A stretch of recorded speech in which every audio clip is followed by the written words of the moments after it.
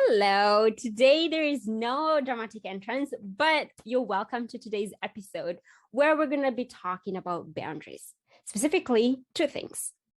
How and why do we set boundaries, and especially in the gray season?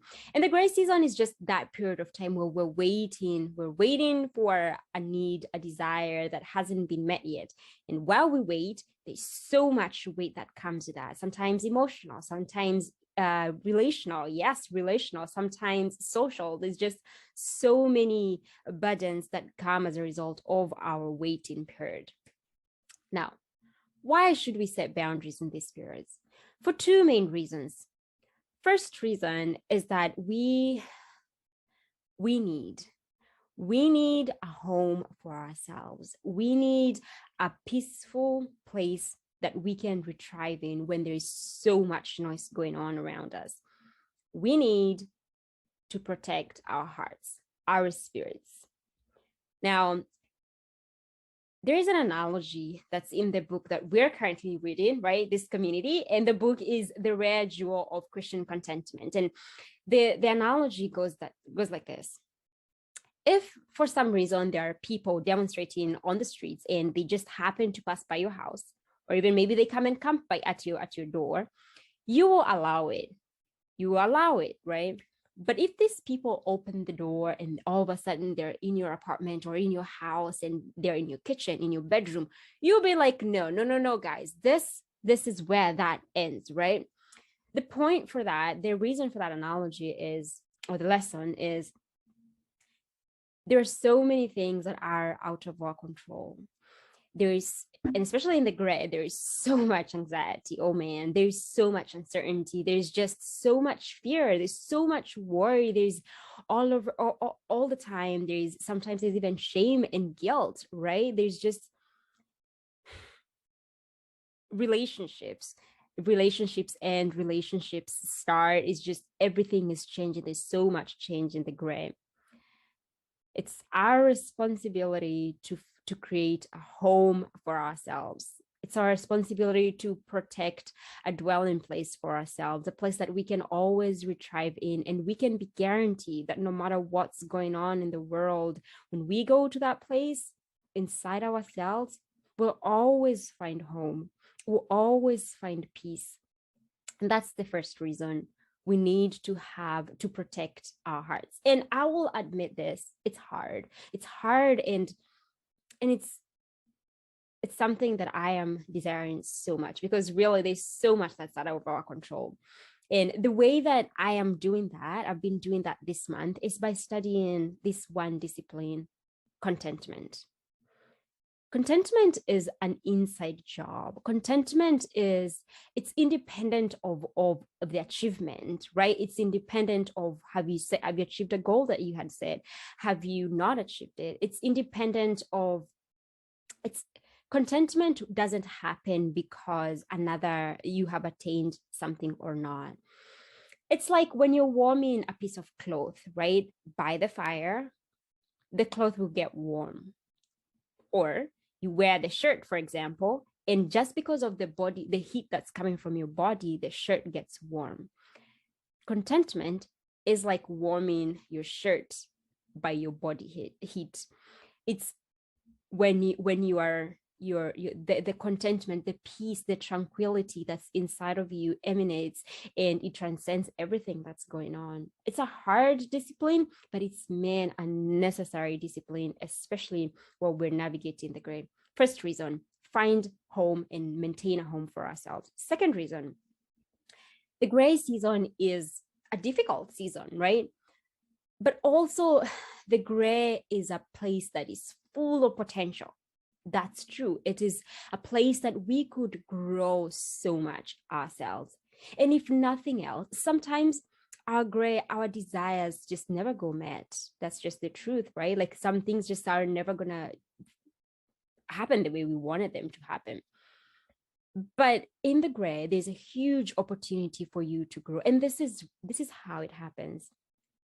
In last week's episode, I mentioned how emotions are just messengers from our subconscious brain. Now, in the gray season, there's just so many emotions going on. There's like disappointment, there is rage and anger, there is discouragement, there is peace, there is joy sometimes. Other times there is fear, real fear and anxiety.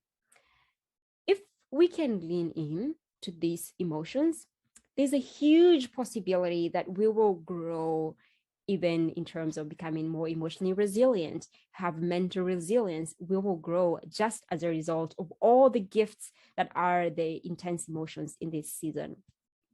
Now, a violation of this of a boundary in this case would be looking for a shortcut or listening to a good friend, well-intentioned, providing you with a shortcut. Really good, but will not be doing you justice. The gray season, while it's so hard, I think if we stay the course, if we are good stewards of the gray, if we stick it out to the end, there is a huge chance that we will be proud of ourselves when it's all done. Now, how would you know if you're taking a shortcut? Most often, it wouldn't be the right thing. It would just be like one of those things that you knew you never wanted to go that route, but here you are. You're like, it just needs to be done. It doesn't matter which way, but I just need a way out. If you're taking a shortcut, you're probably not doing your great justice. Again, this is really difficult, man. It's really difficult sometimes to just do the right thing. It's really hard. It's always hard to do the right thing, and especially the right thing according to yourself, right? But I think it's worth doing it. A great example is of Jesus, right? Jesus, just before he's on his way to crucifixion, his disciple Peter says he doesn't want him to die. He loves him so much. He doesn't want him to die. And so he says, hey, is there a way that we can make this not happen?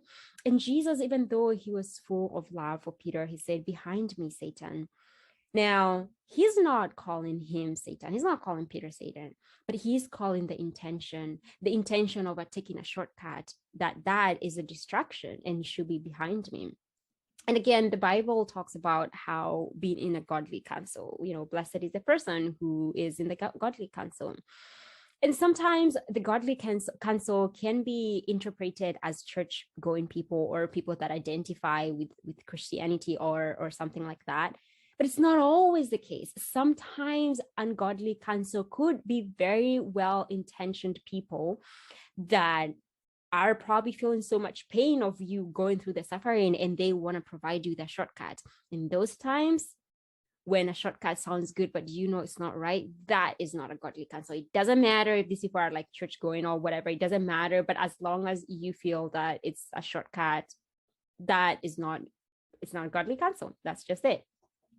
So there is need to protect that, set boundary against that, and to stick it out to the end. Man, it's so hard. So hard. Today I was crying about it because it was just like one of those days where I was like, I can't do this anymore. It's just, it was just a stressful day. But let's try and stick it out. Let's try and do it all the way through until things happen the way in the right way. Now, how do we set boundaries? Boundaries, I don't think there's like a how of setting boundaries. I think there's more of the starting point of a boundary. And the starting point is always very personal. What is your boundary? It's probably not my boundary. If something upsets you, it probably wouldn't upset me. Same way, if something upsets me, it probably won't upset you.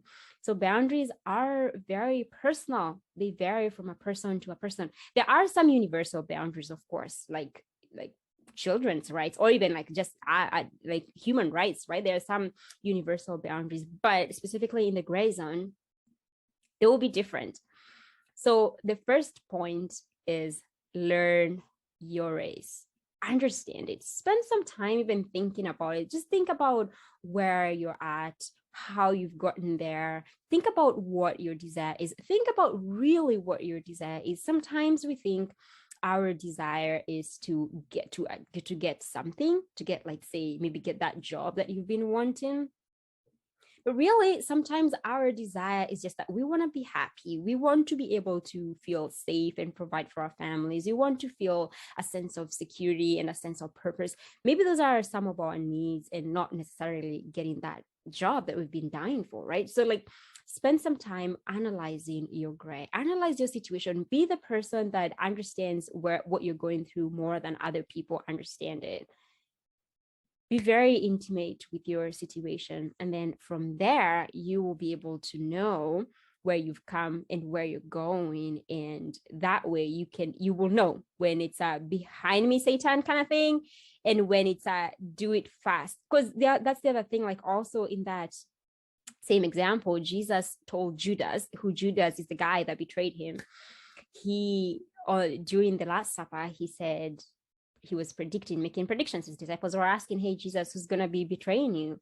And he didn't say the person, but he said, you know yourself and do what you're doing fast. So Jesus is telling a person that is saying, don't go die behind me, Satan, and betraying you, accelerating the dying process, is like, do it and do it quick. So it's like, we all need to be very well acquainted with knowing with our journeys, so that we know where we need acceleration, even though it might be painful, even though it might be against what we want.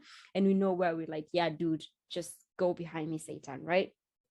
First, that's the first step. Understand yourself and your journey.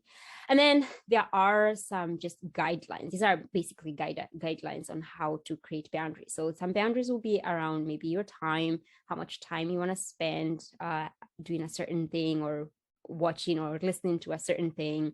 There might be boundaries around your attention and your energy. How much energy do you want to put in? It's kind of almost the same as the boundary of time. Other boundaries just would include like physical boundaries and talking and listening boundaries. There are so many different boundaries, but first things first, the why and the how are personal, and only you can do it. And then after you've done that, you'll find how to continue. You find all these guidelines of how to speak up for yourself. I hope this is helpful for you. I know for me, it's deeply personal for me, and it's very meaningful for me to share this with you. And my hope is that it's helpful. My hope is that you get encouraged. My hope is that we can join hands and we can continue doing the right thing a day at a time, regardless of how hard it is. My hope is that even when you feel discouraged, even on those days that you end up crying because things are so difficult, even on those days, you can find a place, you can find a quiet inside of ourselves. We can find a quiet inside of ourselves that will give us the strength that we need for the next few days, even maybe for the next few minutes before we crash again. Man, there was a time like that. And I remember calling my cousin and said, even this praying thing is not working. I pray, and then like a few minutes later, I'm feeling the same thing. And he was like, yeah, maybe that's what prayers are supposed for. It's supposed to do, like, just to help even for just even the next few minutes or whatever. And yeah, so that's my prayer for all of us, that we'll just stick it out a day at a time, a minute at a time, until we are proud of ourselves. The end of the goal is for us to be proud of the way we have ran our race. That's it. Just for you to know that you did it right according in your own eyes, right? We're coming to the end of the contentment series, the Rare Jewel of Christian Contentment. If you have been listening to that book, I'd love to hear it. So if you can just leave a message on the description box below.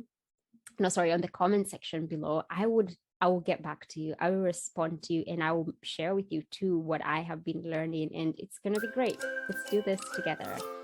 And I will see you again right here, this channel where we're doing life together in the present.